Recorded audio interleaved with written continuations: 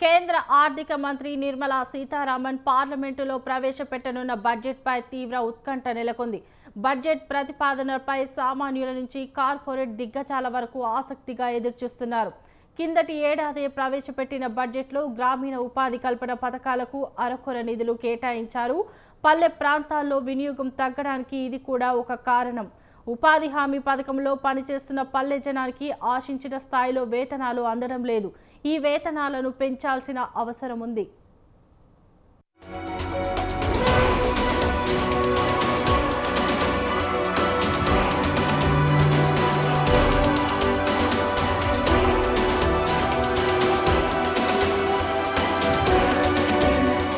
ఫిబ్రవరి 1వ తేదీన 2025-26 ఆర్థిక సంవత్సరానికి కేంద్ర మంత్రి నిర్మలా సీతారామన్ ప్రవేశపెట్టనున్న బడ్జెట్కు ఒక ప్రత్యేకత ఉంది.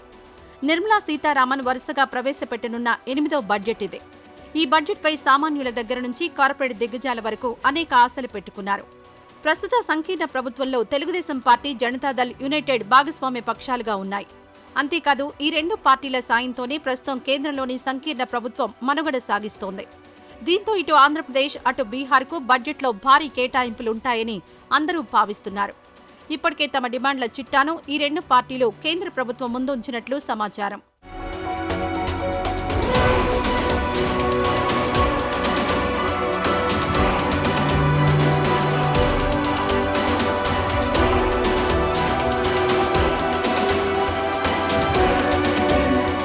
కొంతకాలంగా దేశంలో ఆర్థిక పరిస్థితి నిరాశాజనకంగా ఉంది. వృద్ధి రేటు అంచనాలకు మించి క్షీణించింది. అంతేకాదు ద్రవ్యోల్బణం కూడా కొనసాగుతోంది. దీంతో ఈసారి నిర్మలా సీతారామన్ ప్రవేశపెట్టే బడ్జెట్ వృద్ధి రేటు పెంచేదిలా ఉండాలని ఆర్థిక రంగ నిపుణులు భావిస్తున్నారు. దేశ జీడీపీ స్థిరంగా వృద్ధి చెందడంలో మౌలిక సదుపాయాల కల్పన కీలక పాత్ర పోషిస్తోంది. మౌలిక రంగానికి భారీ కేటాయింపులు జరపడంతోనే ప్రభుత్వం చేతులు దులుపుకోకూడదు. సదరు నిధులు పూర్తి స్థాయిలో ఖర్చు అవుతున్నాయా లేవా అనే అంశాన్ని కూడా ఎప్పటికప్పుడు ప్రభుత్వం పరిశీలిస్తుండాలి. నిధులు ఖర్చు కాకుంటే అందుకు దారితీసిన కారణాలపై సమగ్ర అధ్యయనం చేయాలి. పూర్తి స్థాయిలో నిధులు ఖర్చయ్యేలా అధికార యంత్రాంగాన్ని ఎప్పటికప్పుడు పర్యవేక్షిస్తుండాలి.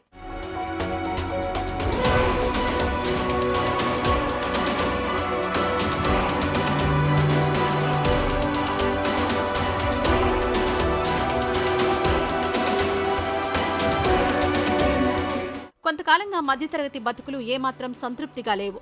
ఒకవైపు ద్రవ్యోల్బణం, మరోవైపు ఎదుగుదల లేని వేతనాలతో ప్రధానంగా దిగువ మధ్యతరగతి లబోదిబోమంటోంది. కేంద్ర బడ్జెట్ అనగానే అందరి దృష్టి ఆదాయ పన్ను మినహాయింపు పరిమితిపైనే ఉంటుంది.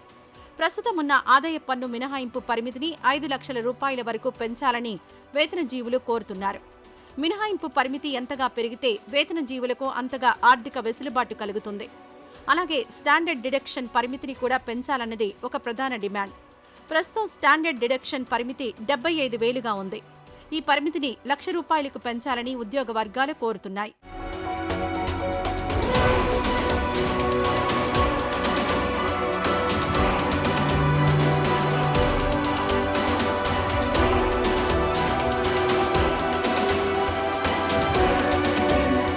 సీనియర్ సిటిజన్ల విషయంలో కూడా కేంద్రం మానవతా దృక్పథంతో వ్యవహరించాల్సిన అవసరం ఉంది.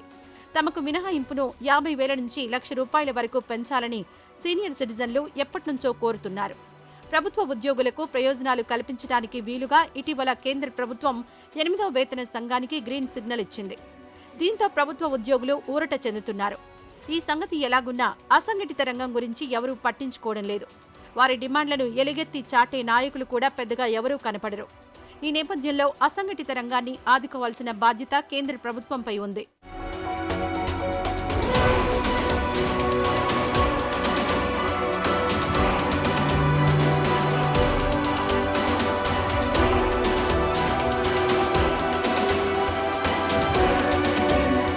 ఇటీవలి కాలంలో గ్రామీణ ప్రాంతాల్లో వినియోగం బాగా తగ్గింది. దీనికి ప్రధాన కారణం పల్లె జనం దగ్గర డబ్బులు లేకపోవడమే. గ్రామీణ ప్రాంతాల్లో వినియోగం పెరగాలంటే అందుకు తగ్గట్టుగా యువతకు ఉపాధి అవకాశాలు కల్పించాలి. కిందటేడాది ప్రవేశపెట్టిన బడ్జెట్లో గ్రామీణ ఉపాధి కల్పన పథకాలకు అరకొర నిధులు కేటాయించారు. పల్లె ప్రాంతాల్లో వినియోగం తగ్గడానికి ఇది కూడా ఒక కారణం. ఉపాధి హామీ పథకంలో పనిచేస్తున్న పల్లె జనానికి ఆశించిన స్థాయిలో వేతనాలు అందడం లేదు. ఈ వేతనాలను పెంచాల్సిన అవసరం ఉంది.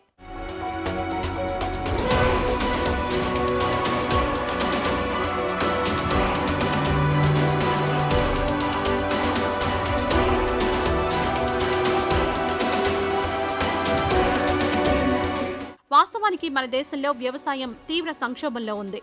ప్రకృతి వైపరీత్యాల పరిహారం విషయంలోనూ భారతదేశం నిర్లక్ష్యాన్ని ప్రదర్శిస్తోంది. దేశానికి స్వతంత్రం వచ్చి 7 దశాబ్దాలు దాటినా ఇప్పటికీ రైతు పండించిన పంటకు సరైన ధర లభించడం లేదు. రైతుల దయనీయ పరిస్థితికి ఇంతకంటే మరో ఉదాహరణ అక్కర్లేదు. ఇదిలా ఉంటే కేంద్ర ప్రభుత్వం నుంచి వచ్చే నిధులలో తమ పట్ల వివక్ష చూపుతున్నారని బీజేపీయేతర ప్రభుత్వాలు గతంలో అనేకసార్లు ఆరోపించాయి. కనీసం ఈసారైనా కేటాయింపుల విషయంలో వివక్ష లేకుండా కేంద్ర ప్రభుత్వం వ్యవహరించాలి. ఏమైనా వికసిత భారతే తమ లక్ష్యం అంటున్న ప్రధాని నరేంద్ర మోడీ నాయకత్వంలోని కేంద్ర ప్రభుత్వం అందుకనుగుణంగా రానున్న బడ్జెట్లో కీలక రంగాలకు కేటాయింపులు చేయాల్సిన అవసరం ఉందంటున్నారు ఆర్థికవేత్తలు.